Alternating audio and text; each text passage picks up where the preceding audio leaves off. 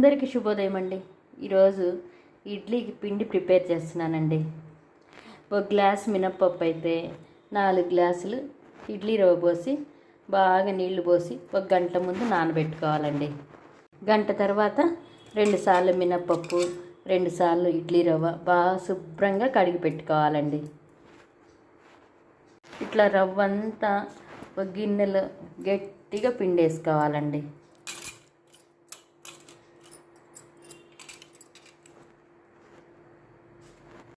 ఇలా రవ్వ అంతా గట్టిగా పిండేసుకోవాలండి. ఇలా పప్పు అంతా గ్రైండర్లో వేసుకోవాలండి. మినపప్పు కొద్దిగా నీళ్ళు పోసుకోవాలండి. ఇంకా స్విచ్ ఆన్ చేసుకోవాలి. ఆన్ చేసుకుని ఇట్లా అనుకుంటూ ఉండాలండి. అప్పుడు తొందరగా మెదుగుతుంటుంది. ఈ తుల్ల తుల్ల అనుకుంటూ ఉండాలండి. గట్టిగా ఉందండి. ఇంకొద్ది నీళ్లు పడతాయండి. ఇంకొద్ది మెదగాలి. నీళ్లు సరిపోతాయండి. ఇంకొద్ది మెదగాలి. పిండి బాగా మెత్తగా మెదిగిందండి. ఇంకా తోడుకోవచ్చండి. ఇట్లా అంతా ఇడ్లీ రవ్వలోకి వేసుకోవాలండి.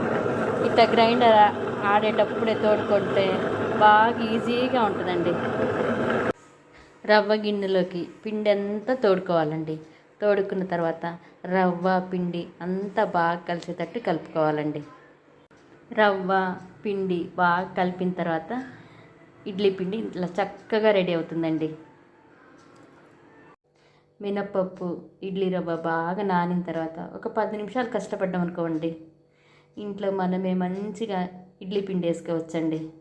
మన ఇంట్లో వేసుకుని ఇడ్లీ పిండితో ఇడ్లీలు చేసుకుంటే ఇడ్లీలు మెత్తగా పువ్వుల్లాగా బాగా టేస్టీగా ఉంటాయండి. అందరు బాగా ఇష్టంగా తినొచ్చండి. మీకు కూడా మంచిగా ఇడ్లీ పిండి వేసుకొని ఇంట్లో ఇడ్లీలు చేసుకోవాలనిపిస్తుంది కదండి. అయితే వెంటనే ట్రై చేయండి. కలిపి పెట్టిన తర్వాత మూత పెట్టాలండి. ఇడ్లీలు 8 గంటల తర్వాత వేసుకుంటే చాలా బాగా టేస్టీగా వస్తాయండి.